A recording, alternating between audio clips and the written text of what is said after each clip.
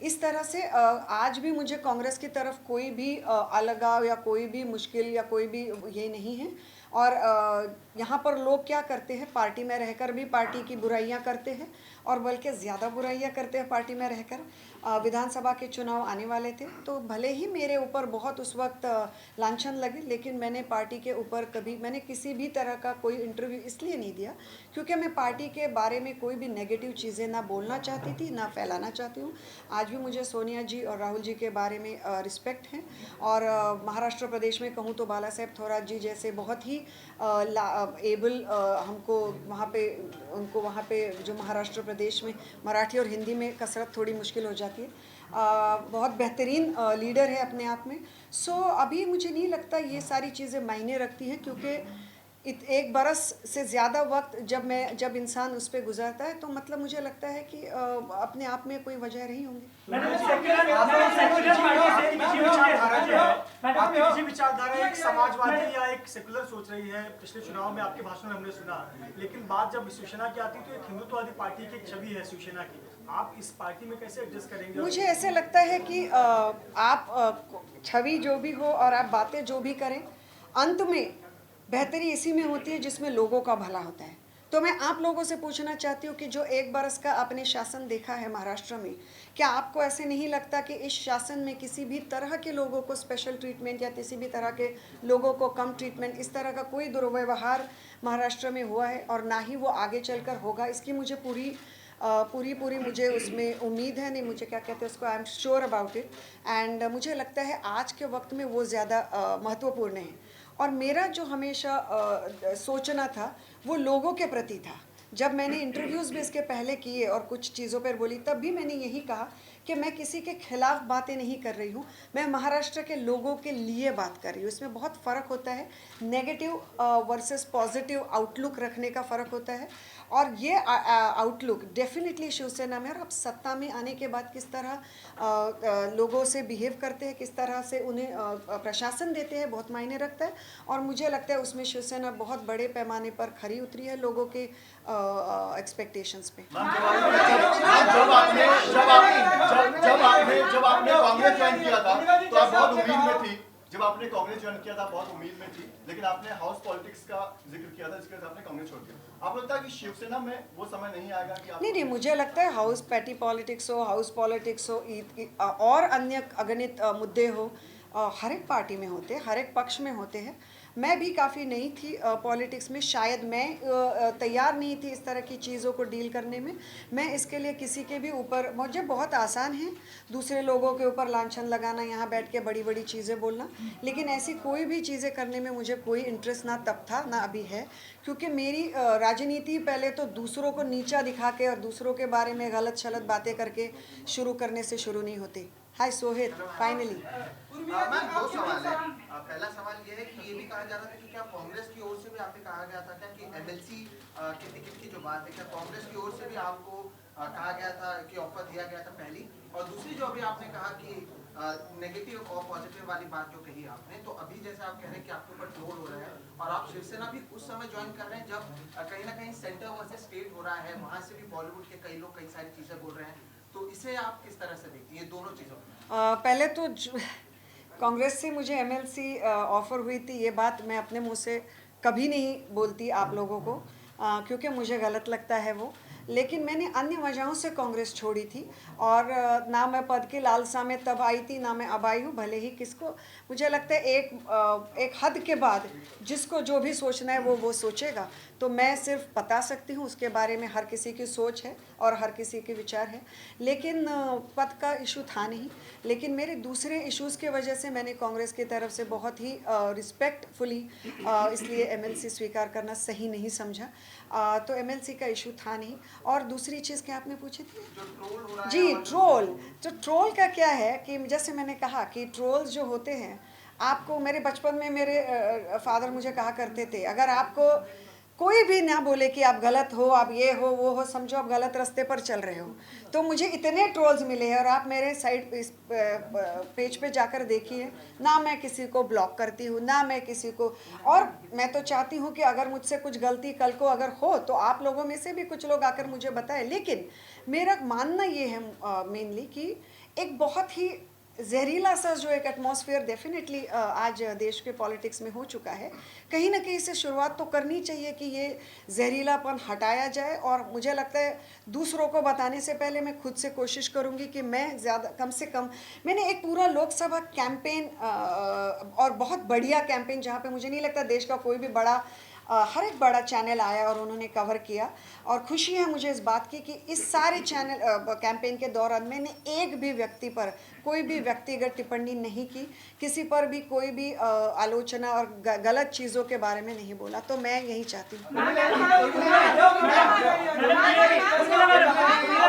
माहौल जहरीला हो गया है, और खुद आप हिंदी फिल्म इंडस्ट्री से आती हैं और आपने ये भी जिक्र किया कि आप बच्चियों के लिए, महिलाओं के लिए कुछ करना चाहती हैं। इन महीनों में वो सुशांत सिंह राजपूत, जिस तरह उनकी आत्महत्या हुई, और उसके बाद जो माहौल इंडस्ट्री में बना, और ड्रग्स को लेकर जो अभी फिलहाल चल रहा है, गिरफ्तारियां हो रही हैं, आप बॉलीवुड इमेज जिस तरह से बनी है इस पूरे माहौल में, इस पूरे दौर में, इस पूरे पीरियड में, उसके लिए क्या कार्रवाई करना चाहिए और क्या आपकी तैयारी रहेगी, because you belong to the industry? I think first of all definitely Bollywood people also need to do something for themselves. उनको भी ज़रूरत है कि वो अपने आप के लिए खड़े हो जाएं, और उसके बाद हमारे जैसे लोग उनकी मदद भी कर सकते हैं। जो भी मैंने आज तक बॉलीवुड के लिए मैं खड़ी रही हूँ और हमेशा आगे भी रहूँगी। मुझे पहले भी पूछा गया था कि ये लोग क्यों नहीं बात करते, क्योंकि उनकी वो बहुत वल्नरेबल पोजीशन में होते हैं। ये समझते हुए भी मुझे ऐसे लगता है कि बहुत बड़े पैमाने पर बॉलीवुड को गलत लाइट में दिखाने की कोशिश की गई। बहुत बेइंतहा कड़ी मेहनत का काम होता है, और बहुत ज़्यादा करोड़ों पैसे लगे होते हैं, और वो मेहनत वाले लोग होते हैं। और बॉलीवुड लोग मतलब 4-5 स्टार्स नहीं होते जिन्हें शायद आप पसंद करें ना करें। आज बहुत सारे लोग हैं जिनको मैं पसंद नहीं करती, लेकिन अगर उनकी फिल्में बैन करो, अगर ये ट्रेंडिंग हो रहा है तो वो गलत है, और वो मैं गलत बोलकर ही रहूँगी। तो अपने अपने नज़रिए का और समझ का ये विचार है।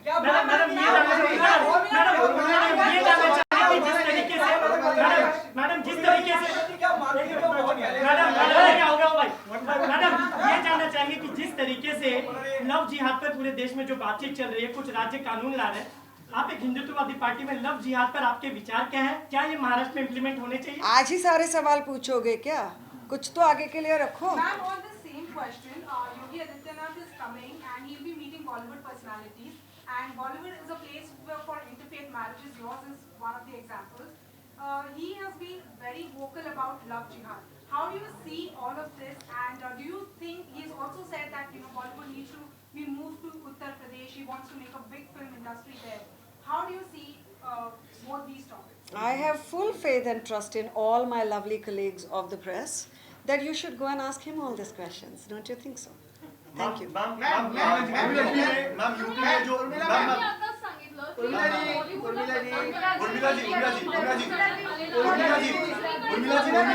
यूपी में एक लास्ट लेती हूँ। कसं आहे की बॉलिवूडला बदनाम करण्यासाठीचं सध्या जे आहे कारस्थान या ठिकाणी करण्यात आल्याचं तुमचं म्हणणं आहे। दुसरीकडे योगी आदित्यनाथ बॉलिवूड नॉर्थ साईडला हरवण्यासंदर्भात बोलतात, एकूणच काय म्हणणं आहे? कारण ज्या बॉलिवूडला बदनाम जे करण्यात आलेलं आहे आणि नाही, मी तेच म्हणते की मला असं वाटतं हे सर्व प्रश्न लोकशाहीचा चौथा स्तंभ आणि जनरली माझ्या मते सगळा समाज आणि सगळा देश चालवणारा जो आपला मीडिया आहे त्यांनी रिस्पेक्टेड CMना विचारायला पाहिजे ते प्रश्न, आणि त्यांनी खरं तर त्यांच्या चॅनलवरती हे प्रश्न उपस्थित केले पाहिजेत आणि लोकांना विचारलं पाहिजे. आणि मला पूर्ण विश्वास आहे महाराष्ट्राच्या जनतेमध्ये की ते सगळं बघतायत, कारण महाराष्ट्राची जनता ही अक्कल गहाण ठेवून ठेवणाऱ्या लोकातली नाही आहे. त्यांना माहिती आहे काय असतं पॉलिटिक्स, आणि त्यामुळे मला असं वाटतं तेच सगळे उत्तरं देतील. आणि त्याच्या व्यतिरिक्त काम मला वाटतं तुमच्या खांद्यांवरती आहे की त्यांना हे प्रश्न जरूर विचारा. दो सवाल है। पहला सवाल ये है, मैं आपको पहले क्लियर करूं, मैं कंगना रनौत का फैन नहीं हूं। जिस तरह से कंगना रनौत ने पूरा ट्रोल किया, शिवसेना को काफी कुछ कहा, सोशल मीडिया पे कुछ कहा, आप उनके बारे में क्या कहना चाहेंगे? फिर मैं दूसरा सवाल पूछूंगा। मैं उनके बारे में कुछ नहीं कहना चाहती। आगे किसानों के आंदोलन सवाल के है कि जब मैम आप कैंपेन कर रही थी तो बीजेपी शिवसेना एक साथ थी, लोगों ने उन्हें एक पार्टी मानकर वोट दिया। अभी सिनेरियो पूरा चेंज है, अभी 3 पार्टियां हैं। तो बीजेपी के साथ शिवसेना अच्छी थी कि अभी के साथ जो शिवसेना काम कर रही है वो अच्छी है? आप किसके साथ रहना चाहेंगे? देखिए, मैं मुंबई की, मैंने जैसे कैंपेन में भी रखा था मुंबई चो मुलगी। मैं बम्बई में पली बड़ी हूँ, तो मेरे लिए तो हमेशा ही शिवसेना अच्छी थी, क्योंकि बाला साहब ठाकरे जी का जो हर एक मराठी मानुस के मन में स्थान है, उसे आप हिला नहीं सकते। आज भी जब मैंने शिवसेना में प्रवेश किया तो मेरे अंदर से बात निकली और मैंने जाके उनके फ़ोटो के सामने नमन किया। इसकी वजह ये है कि एक ऐसा व्यक्तित्व जो वहाँ बैठकर पूरा महाराष्ट्र, जब वो चले गए तब महाराष्ट्र में 2-3 दिन पर एक तरह की बहुत उदासी, बहुत कम लोग ज़िंदगी में ये स्थान पा सकते हैं। लेकिन मुझे ऐसे लगता है कि इन सारी चीज़ों से बात ना करते हुए मैं ये बात ज़रूर करना चाहूँगी कि जिस तरह का शासन 1 बरस में शिवसेना ने किया है वो बेहतरीन है, और मुझे लगता है इसी तरह उनका आगे बढ़ने का और महाराष्ट्र को आगे लेकर जाने का जो प्रयास है उनमें मैं उसमें साथ रहना चाहूँगी। पहले आप एक सेकुलर पार्टी से थी, अब आप एक सेकुलर हिंदुत्व पार्टी से हैं। आपकी विचारधारा क्या है? आप सेकुलर हैं या कट्टर हिंदुत्व? देखिए सेक्युलर कट्टर हिंदुत्व एक जगह के बाद सिर्फ वर्ड्स बन के रह जाते हैं, क्योंकि सेक्युलर होने का मतलब ये नहीं होता कि अपने ही धर्म से नफरत करना या दूसरों के धर्म से नफरत करना ना। हिंदुत्व का मतलब ये होता है कि सिर्फ अपने ही धर्म को आगे लेके, हिंदू धर्म में ही ये कहा गया है कि जो सबसे ज़्यादा सहिष्णु और सर्वसमावेशक जिसे कहते हैं, ऐसा धर्म मेरा धर्म है, हिंदू धर्म है। ये सही है, ये सच्चाई है। अगर मैं आज कहती हूँ वसुधैव कुटुंबकम, तो ये कल्पना मैंने क्रिएट की हुई नहीं है।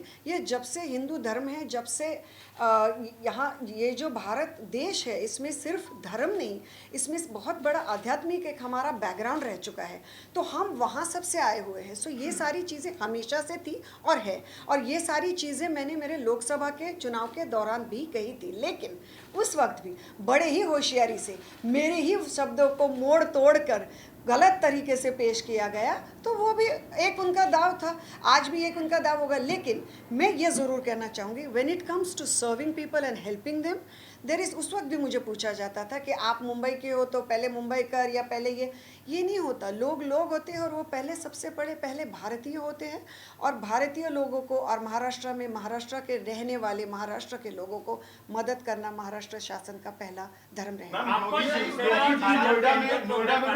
नोएडा में जो प्रपोज फिल्म सिटी बन रहा है, उसको लेकर कहा जा रहा है कि बॉलीवुड को शिफ्ट करने की साजिश है, तो उस पर आपको क्या लगता है, क्या बॉलीवुड शिफ्ट हो सकता है? मैडम एक सवाल इससे क्या कनेक्टेड है कि अक्षय कुमार आज मिलने वाले हैं योगी से, क्या कहना है? किसानों का आंदोलन चल रहा है।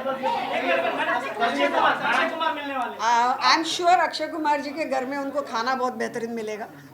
मैं क्या कहूँ, आप ये अक्षय जी से पूछे कि उनका कैसे रहा। एक मिनट। और दूसरी चीज़, ये बॉलीवुड शिफ्ट वगैरह करने का तो भैया अभी क्या है कि ये चीज़ें आपने उनको पूछनी चाहिए, जो अगर कल को उनकी फिल्में ले जाकर वहाँ पर, बॉलीवुड मतलब क्या है, एक वर्ड है, लेकिन अपने आप में एक ऐसी इंडस्ट्री है कि जो मुंबई से अपने खून से, अपने नर्व से एक बेहतरीन नाते से जुड़ चुकी है।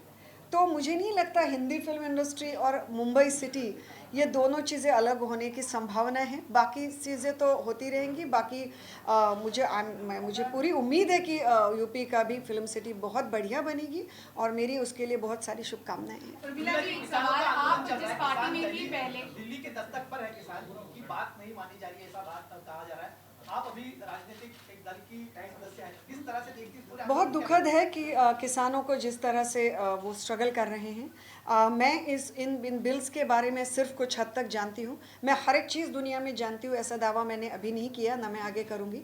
लेकिन जितना मैं समझ चुकी हूँ, मुझे ऐसे लगता है डेफिनेटली कहीं ना कहीं उनसे बात करने की कोशिश करनी चाहिए। लेकिन इस विषय में मैं आज ज़्यादा बात करना सही नहीं समझती। मैम एक साधारण सा सवाल है, झाले ना प्रश्न? एक साधारण सा सवाल है, आप शिवसेना के हिंदुत्व में और भाजपा के हिंदुत्व में क्या फर्क है? देखिए, हिंदुत्व एक, जैसे मैंने पहले कहा, मन की गहराइयों से सबसे महत्वपूर्ण और सबसे गहरा आस्था भरा और श्रद्धा भरा विषय है। सो वो एक प्रेस कॉन्फ्रेंस में सिर्फ बातें बनाने के लिए और चौराहे पे खड़े होकर चिल्लाने के लिए बताने वाली बातें नहीं हैं। तो हिंदुत्व जो है वो इसके ऊपर एक क्या कहते हैं उसको इस तरह से बातें करना मुझे सही नहीं लगता। मुझे लगता है हर किसी ने अपना धर्म अपने दिल दिमाग और अपने सोल के साथ कनेक्ट करके अपनी ज़िंदगी में उसे निभाना चाहिए। मेरा यही सवाल, आप जिस पार्टी में थी पहले वहाँ पर अनबन हुई या फिर महिलाओं का सम्मान नहीं किया गया, इसलिए आप उस पार्टी को छोड़कर शिवसेना आ गई है। यहाँ पर लगातार देख रहे हैं महिलाओं की मौजूदगी ज़्यादा है। किशोरी पेडनेकर, प्रियंका चतुर्वेदी, रश्मि ठाकरे, आज सब कुछ मौजूद थी। महिलाओं को सम्मान दिया जाता है, लेकिन इसी पार्टी के एक सांसद आपसे भले ही कुछ भी लड़ाई हो, महिला के लिए अपशब्द शब्द का इस्तेमाल करते हैं। तो ऐसे में आप उस महिला के मुझे साथ पता नहीं आपको किसकी बात करें। नंबर 1, नंबर 2, एक मिनट, नंबर 2, मैंने कभी नहीं ये कहा कि मेरे महिला के साथ गैर व्यवहार हुआ है। मैं उन महिलाओं में से हूँ नहीं जिनके साथ गैर व्यवहार किया जा सकता है। नहीं, मेरा सवाल तो ये मैंने है कभी भी ये बोला नहीं कि मेरे साथ महिला के नाते गैर व्यवहार हुआ है। तो मैंने ये कांग्रेस के बारे में कतई नहीं कहा था। लेकिन इस वक्त आप महिलाओं का मुद्दा लेकर आगे चल रहे हैं। तो आप क्या किसकी आपका बात कर रहे हैं सम्मान- मुझे नहीं पता। संजय राउत जी की बात कर रही हूँ हाँ। मैं, और for your kind information I am not Kangana fan, लेकिन एक सांसद होने के नाते जिस तरह के शब्दों का वो प्रयोग करते हैं, क्या आपको लगता है कि प्रयोग भविष्य में मतलब आप चलकर कौन से शब्दों की बात कर हरामखोर रहे जैसे हैं? शब्दों जी का उन्होंने जी प्रयोग जी किया। जी। तो क्या आपको लगता है कि एक तरफ पार्टी महिलाओं के सम्मान की बात करती है, दूसरी तरफ उसी पार्टी के सांसद जो हैं एक महिला के लिए इस तरह का तो शब्द हो गई ना अभी वो बात, उसके ऊपर सारी चीज़ें, सारा बवाल हो गया। वो सांसद है, ये पद्मश्री है, उनकी भी भाषा अपनी भाषा है, इनकी भाषा अपनी भाषा है। तो भैया मुझे दूसरों की भाषाओं पे क्यों पूछ रहे हो? मैं अपनी भाषा पे बात करूँगी। उर्मिलाजी, आतापर्यंत मातोश्रीवर अनेक पक्षप्रवेश झाले, यामध्ये अनेक महिलांचा पक्षप्रवेश देखील झाला, परंतु पहिल्यांदाच असं घडलं की मुख्यमंत्री उद्धव ठाकरे यांच्या पत्नी रश्मी ठाकरे तुमच्यासाठी खास पक्षप्रवेशासाठी असं का? हां, आणि शिवराजन हे त्यांच्या हस्ते बांधलं एक वेगळी ट्रीटमेंट आहे ती खास तुम्हाला मिळाली. नाही, असं काही नाही आहे, असं अजिबात नाही आहे. मला असं वाटतं ना की तुम्हाच्या सगळ्यांचे परत एकदा मनपूर्वक आभार की आज आलात. पण मी काही कुठली राजकीय नेता नाही आहे हो. अजूनही मी अत्यंत साध्यासुध्या मराठमोळ्या घरातली एक मुलगी आहे, बाई आहे, व्यक्ती आहे, व्हॉटेवर. तर त्यामुळे मला कुठेतरी हे सगळं क्षेत्र अजूनही खूप नवं आहे आणि ते मी पदोपदी मान्य करते. आणि त्यामुळे मला असं वाटतं कुठेतरी जर ते आल्या असतील तर कदाचित थोडाफार मला एक आत्मविश्वास माझा वाढावा ह्याच्याकरता आल्या असतील. आणि त्याच्या व्यतिरिक्त मला त्याच्यात काही वाटत नाही. आणि परत एकदा सांगू इच्छिते, ह्यामध्ये मी खूप नवी आहे. आज तुम्ही इथे एवढ्या मोठ्या संख्येने आलात त्याच्याकरता धन्यवाद. पण मी नवी आहे ते आणि मला खूप मोठा रस्ता घ्यायचा आहे, तेवढंच आहे. Thank you so much.